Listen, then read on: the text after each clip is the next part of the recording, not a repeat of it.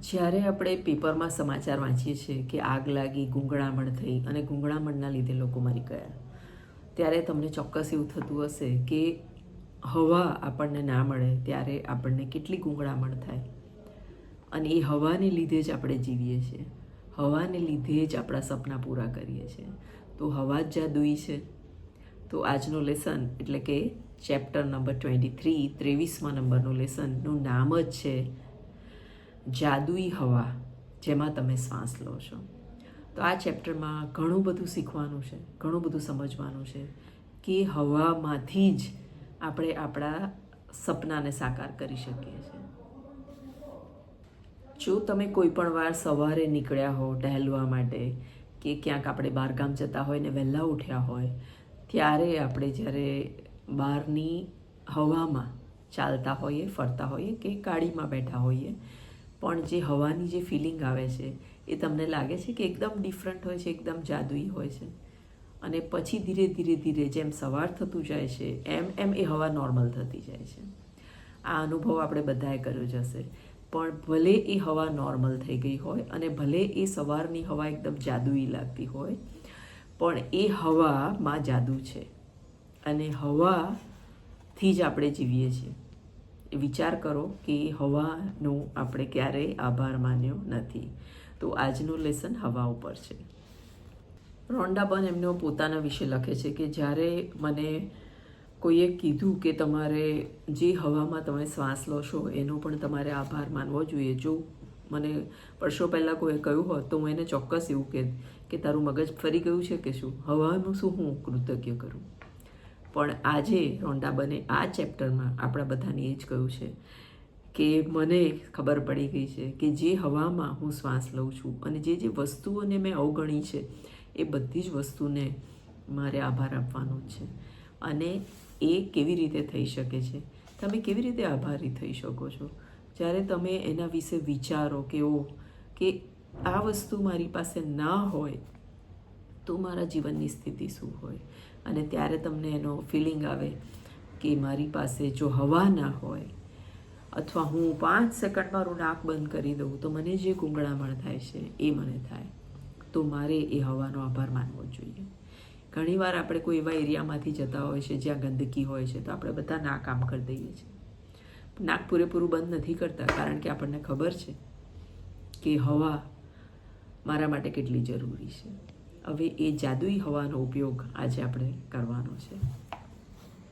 મહાન સાયન્ટિસ્ટ ન્યૂટને આ ચેપ્ટરમાં એવું લખવામાં આવ્યું છે કે ન્યૂટન એવું કહે છે કે સૂર્ય અને અર્થ એટલે પૃથ્વી એ બંનેની જે વચ્ચે ગેપ છે, સૂર્ય જેટલો દૂર છે પૃથ્વીથી, તો એ ગેપના લીધે સાચી માત્રામાં વાતાવરણ જળવાઈ રહે છે, સાચી માત્રામાં આપણને હવા મળે છે અને સાચી માત્રામાં દરેક જીવનું પોષણ થાય છે. અને આ સંયોગ નથી, આ એક તમારા માટે કરવામાં આવેલી એક જીવને જીવાડવા માટે આખી રચના કરવામાં આવી છે. આ સંયોગ નથી, આ કરવામાં આવેલું છે. નાની નાની વાતો વિશે તમે વિચારશો તો તમને ખબર પડશે કે આ કોઈ સંયોગ જ નથી, આ બધું જ આપણા માટે કરવામાં આવ્યું છે. પ્લાન્ટ્સ જે ઓક્સિજન છોડે છે એ પણ કોના માટે કરવામાં આવ્યું છે? એ ઓક્સિજનને લે છે કોણ? મનુષ્ય અને બીજા જાનવરો. આ કોઈ સંયોગ નથી, આ સૃષ્ટિ કે ધરતીને ચલાવવા માટે કરવામાં આવેલી વ્યવસ્થા છે. આ બધી જ વ્યવસ્થા પૃથ્વી ઉપર જીવનું રક્ષણ કરવા, જીવને આગળ વધારવા અને જીવને સાચવવા માટે કરવામાં આવ્યું છે. અને એટલા જ માટે બીજા કોઈ પણ ગ્રહ ઉપર આ વ્યવસ્થા નથી કે નથી હવા મળતી કે નથી પાણી મળતું, અને જેના લીધે જ મનુષ્ય કોઈ પણ જીવનું ત્યાં જીવવું અશક્ય બની ગયું છે. એટલે પૃથ્વી તત્વ જે આપણને મળ્યું છે એનો આપણે ખૂબ ખૂબ ખૂબ આભાર માનવો જોઈએ. કારણ કે એ જ પૃથ્વી ઉપર આપણે આખો દિવસ ચાલીએ છીએ, ફરીએ છીએ, ગાડીઓ ચલાવીએ છીએ, ટ્રેનો ચલાવીએ છીએ, એરોપ્લેન ચલાવીએ છીએ, કેટલું બધું સહન કરે છે પૃથ્વી માતા, અને આપણે એનો ક્યારેય આભાર માનતા નથી. જ્યારે આપણે શ્વાસ લઈએ છીએ ત્યારે ક્યારેય પણ આપણે એવું વિચારીએ છીએ કે આ હવા હંમેશા મારી માટે મોજૂદ હોય છે, હંમેશા મારી માટે હોય જ છે, ક્યારેય મને એવી તકલીફ નથી પડી કે હવા મને નથી મળતી. ક્યારેય મને એવી તકલીફ નથી પડી કે હવા જોરદાર ફૂંકાઈ રહી છે અને મને હવા લેવામાં તકલીફ પડી રહી છે, અથવા હવા મને ઓછી પડી રહી છે. એવી ક્યારેય તકલીફ નથી પડી, કારણ કે હંમેશા એક પ્રમાણમાં દરેક જગ્યાએ છે. નથી વધાર નથી ઓછી, બિલકુલ માપસર. અને જેવી હવા જાય છે એ હવા જ આપણી અંદરના બધા જ સેલને, મસલને, બોન્સને, બોડી પાર્ટ્સને બધાને એકદમ ઉર્જાવાન કરી દે છે.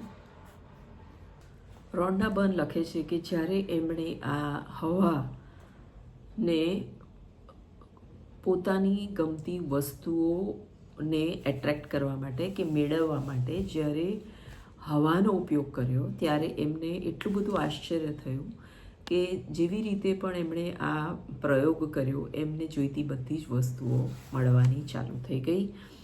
અને આ બહુ જ એમના માટે એકદમ પરફેક્ટ સેટ થઈ ગયું કે આ રીતે એમને કામ કરવું અને વસ્તુઓ મેળવવી. અને જીવનમાં એમણે કૃતજ્ઞતાનો જે અહેસાસ છે, જે થેન્ક્સનો અહેસાસ છે, એ હવાથી જ એમને આવ્યો. અને એમની જે શક્તિ છે, વિચારવાની શક્તિ, એ બધી જ એના લીધે એકદમ જબરજસ્ત ડેવલપ થઈ ગઈ. અને એ કહે છે કે એમના માટે આ ચેપ્ટરની આ પ્રેક્ટિસ સૌથી બેસ્ટ રહી. રોન્ડા બર્ન લખે છે કે એ કૃતજ્ઞતાની પ્રેક્ટિસ તો કરતા જ હતા, પણ જ્યારે એમણે જીવનમાં મળતા સાચા ઉપહાર, સાચી ગિફ્ટ માટે જ્યારે પણ એમણે આભારનું પ્રેક્ટિસ ચાલુ કરી, ત્યારે એમની જીવનની દિશા બદલાઈ ગઈ. અને બધી જ ભૌતિક વસ્તુઓ જેનું એમણે લિસ્ટ બનાવ્યું હતું, એ બધી જ વસ્તુઓ એમને મળી. બુકમાં એવું લખે છે કે એક શેનો આભાર માનતા હતા? સૂર્યનો આભાર, સૂર્યાસ્તનો આભાર, વૃક્ષનો આભાર, સમુદ્રનો આભાર, ઘાસનો આભાર, ઘાસ ઉપર પડેલી ઓસનો આભાર. અને નાની નાની જે પણ કંઈ વસ્તુઓ છે, જે બધી જ નેચરલ છે, એ બધાનો એમણે આભાર માનવાનો જ્યારે ચાલુ કર્યો, ત્યારે એમની ઈચ્છાઓનું લિસ્ટ બધું એકદમ ફાસ્ટ પૂરું થવા માંડ્યું. તો એનો મતલબ એ થયો કે જે 5 તત્વ છે, કયા કયા? સૂર્ય, પૃથ્વી, હવા, પાણી, અને પાંચમું કયું? અને પાંચમું તત્વ છે આકાશ. એટલે આ 5 તત્વનો તમારે બને એટલો વધારે આભાર માનવો જોઈએ. અને બુકમાં એવું પણ લખે છે કે આ 5 તત્વનો એમણે રોજ જ આભાર માનવા માંડ્યો, અને એમની બધી જ ઈચ્છાઓ ધીરે ધીરે પૂરી થવા માંડી. અને એટલા માટે જ આ ચેપ્ટરમાં એ લખે છે કે જ્યારે એમણે આ 5 તત્વો જે એકચ્યુઅલી આપણી લાઈફ ચલાવે છે, કોઈ વસ્તુઓ આપણું જીવન નથી ચલાવતી, આ 5 તત્વો જ આપણું જીવન ચલાવે છે. અને જ્યારે એ ફિલિંગથી એમણે આ બધી જ વસ્તુને આભાર માનવાનું ચાલુ કર્યું, તો એમને બધી વસ્તુ મળવા માંડી અને એમનું જીવન જાદુઈ રીતે બદલાઈ ગયું. એટલે એ આ ચેપ્ટરમાં એવું કહેવા માંગે છે કે જાદુઈ હવા જેમાં આપણે શ્વાસ લઈએ છીએ, આ ચેપ્ટરનું નામ જ એ છે. અને એટલે જ જો તમે શરૂઆત કરતા હો તો એટલીસ્ટ હવાની આભાર માનવાનું ચાલુ કરો. અને કેવી રીતે કરવાનું છે? થોડુંક સ્ટ્રેટ બેસી અને થેન્ક યુ બોલો કે આભાર બોલો, શ્વાસ લો ત્યારે અને શ્વાસ છોડો ત્યારે. Thank you, thank you, thank you. એવી રીતે તમે આભાર બોલતા જાઓ અને હવાને ફીલ કરતા જાઓ. અને આ રીતે થેન્ક યુ બોલવાની પ્રેક્ટિસ તમારે 5 મિનિટ 10 મિનિટ નથી કરવાની, પણ ઓછામાં ઓછી 25 મિનિટ કરવાની છે. કારણ કે શરૂઆતમાં જ્યારે તમે થેન્ક યુ બોલતા જશો ને, ત્યારે તમારું મગજ તો બીજી બધી વસ્તુઓમાં ફર્યા કરશે. ધીરે ધીરે ધીરે કરીને તમારું મગજ શ્વાસ ઉપર લાવજો. તમે શ્વાસ લો છો એ વિચારજો અને શ્વાસ કાઢો છો એ જ વિચારજો.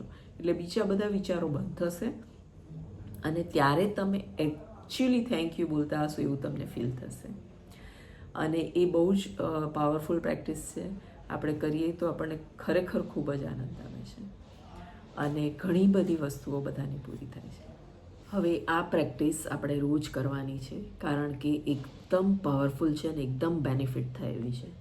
બુકમાં લખે છે કે એકદમ એલર્ટ થઈને, ચેતન થઈને તમે એક જગ્યાએ, શાંતિની જગ્યાએ બેસી અને 5 વાર 5 શ્વાસ લો અને છોડો.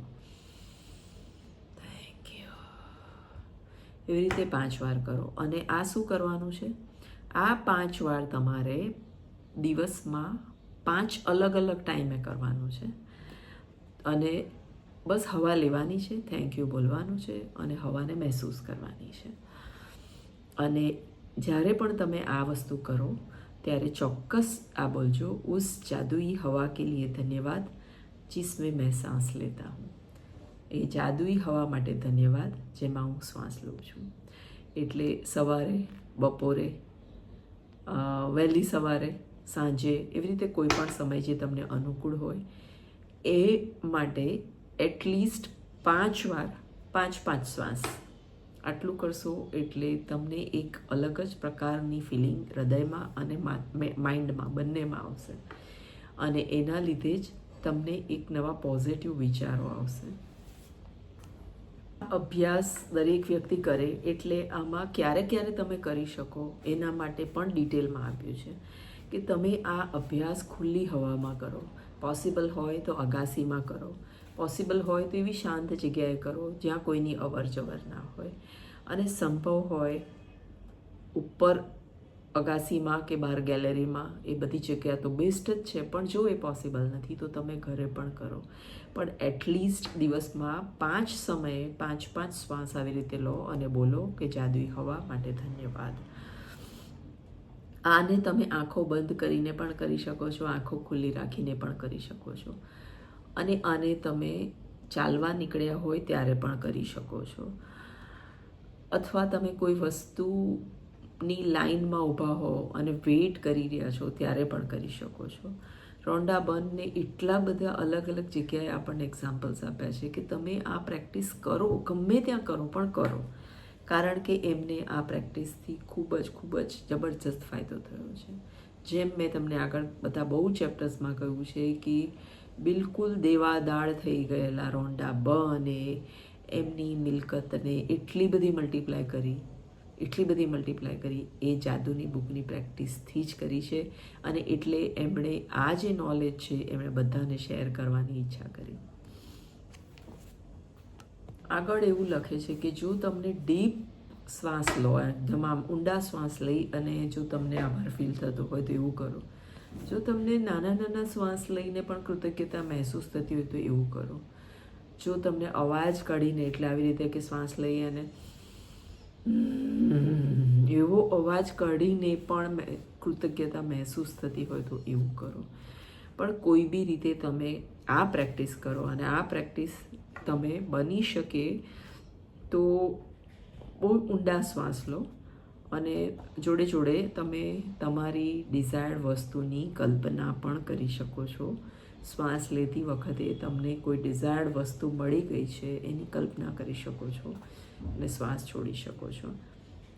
જૂના ગ્રંથોમાં એવું પણ લખેલું છે કે હવાની માટે જેટલા ડીપલી તમે આભારી ફીલ થશો તો કૃતજ્ઞતાની શક્તિ તમારી એકદમ બીજા નેક્સ્ટ લેવલ પર પહોંચી જશે અને પછી ફક્ત તમે વિચારશો અને એ કામ થતું જશે. એટલે આ એટલી બધી પાવરફુલ પ્રેક્ટિસ છે.